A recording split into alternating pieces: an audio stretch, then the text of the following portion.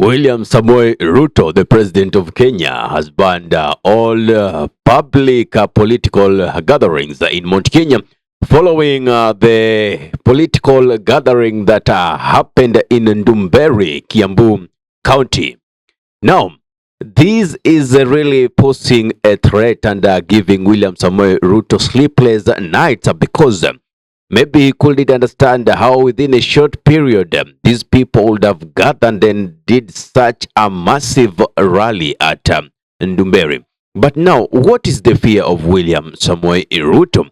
Here are a few facts that I want to let you know about the steps that William Samoei Ruto is following with regards to the late president and former president Toreti Charap Moi.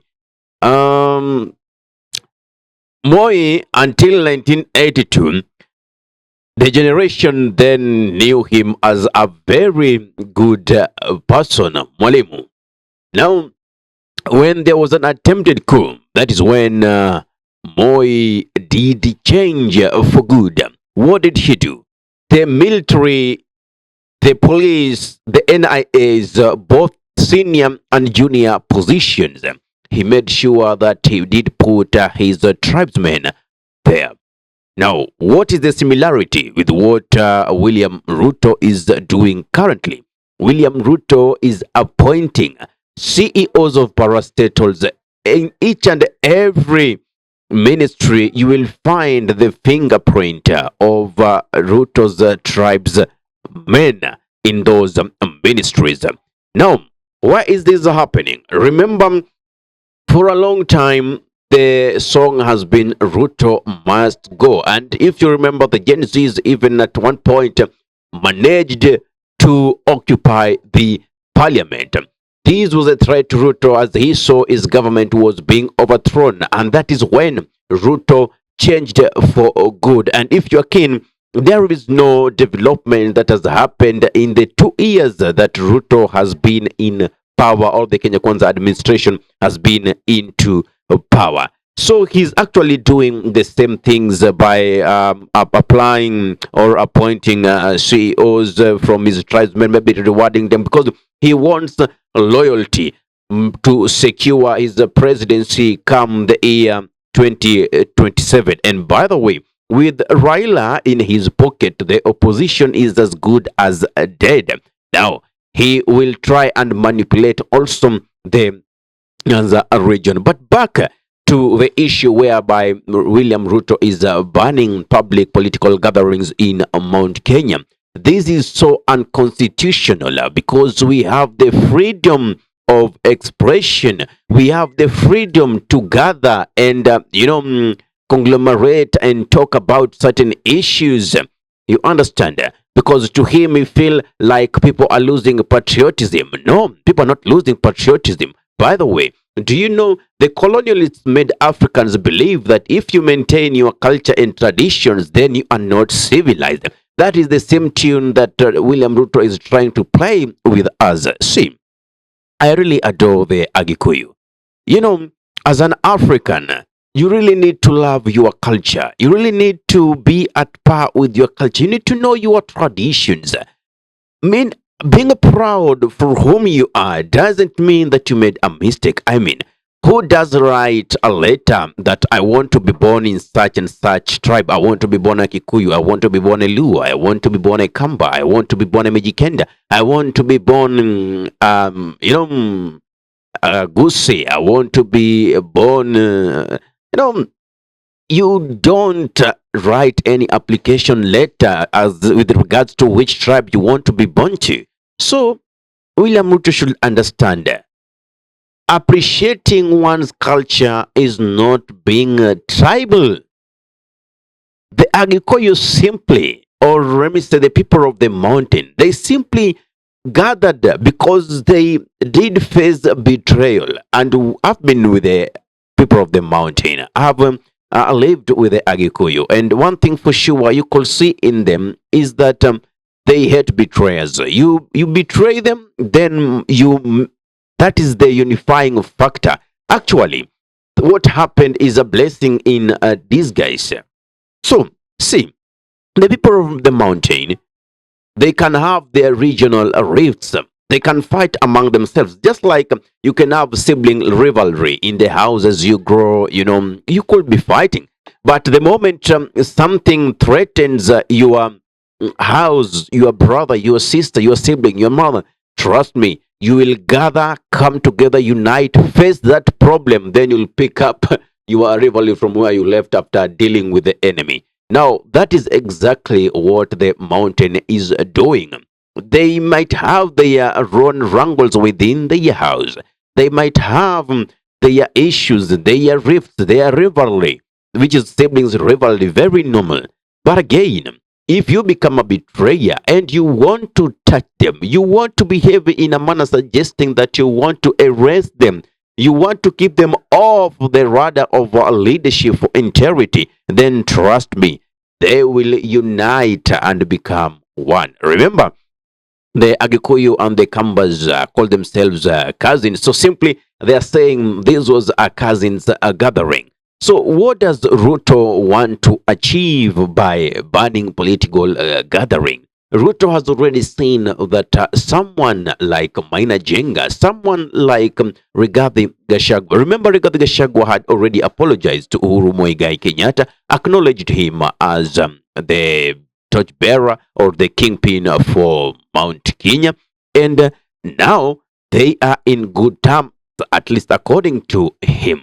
And by doing his impeachment, those who actually work towards this impeachment, that is the Kikuyu MP, they risk not even being given any opportunity to address the public with regards to Mount Kenya, because they have proven to be traitors and betrayers, and that is what the people of the mountain hate most. So, is Ruto slowly becoming a betrayer? For how long have we seen Raila Amolo Odinga, even after the election, and he's dissatisfied, holding public rallies, public rallies to address the people and tell them that such a day we are going to peaceful picket? You understand? That has been happening for years. So what is wrong? Like you can see, Raila Odinga over the years has tried to make sure that he controls the Luo Nyanja. Back to the Cumberland.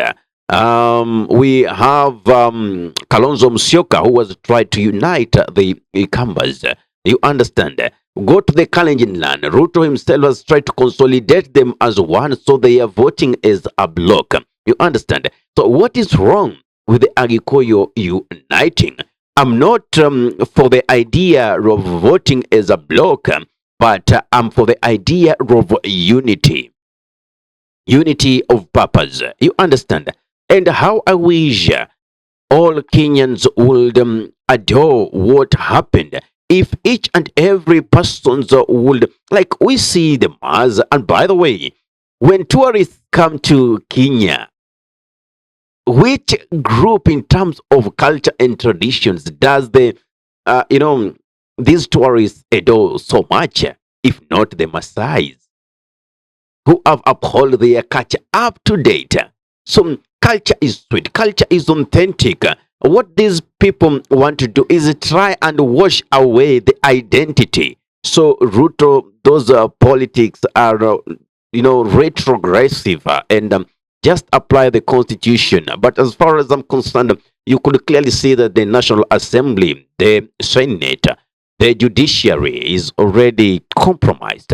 I don't fear to say so. Just the other day, the Supreme Court rendered the Finance Bill 2023 very constitutional and said that adequate public participation was conducted. We are here with you. We never saw anything of that sort happening. But that's the Supreme Court for you. So, guys, I would urge we continue being so vigilant. Let us keep checks and balances on this government, as our leaders have already betrayed us. Kenyans, you are on your own unless you decide to wake up, unify. Now, you see, the Gen Zs brought something tribeless, partyless, They didn't care about what ethnic group you come from. They didn't care about what religion you are from. All they wanted is championing a same or a similar cause of ensuring that this government is accountable and competent people are the ones on the throne of leadership, administering the constitution and respecting the rule of law. Unfortunately, that was a threat to the Kenya Kwanza administration, and what they know well as previous governments also divide and rule tactic.